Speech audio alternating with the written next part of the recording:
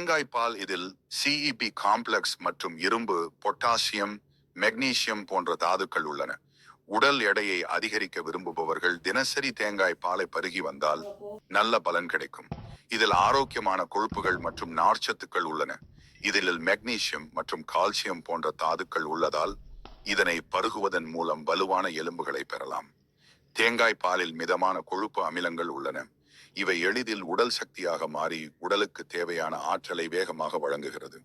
இவை உட்கொள்ளுவதால் இருதய ஆரோக்கியத்திற்கும் இதில் உள்ள லாரிக் ஆசிட் நுண்ணுயிர்களுக்கு எதிராக செயல்பட்டு குடல் ஆரோக்கியத்திற்கும் பாதுகாப்பை வழங்குகிறது.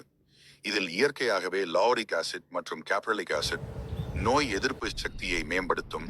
தேங்காய் பால் உட்கொள்ளுவதால் உடலில் தோல் மற்றும் முடியின் ஈரப்பதத்தை பராமரிக்க உதவுகிறது. இயற்கையான கொழுப்பு அமிலங்கள் மூளையின் செயல்பாட்டை அதிகரிக்கவும் மன அழுத்தத்தை குறைக்கவும் வல்லது.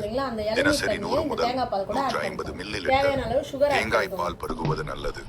அதை அதிக அளவில் உட்கொண்டால் கொழுப்பு மற்றும் கலோரிகள் அதிகமாகி உடல் எடை அதிகரிக்கும்.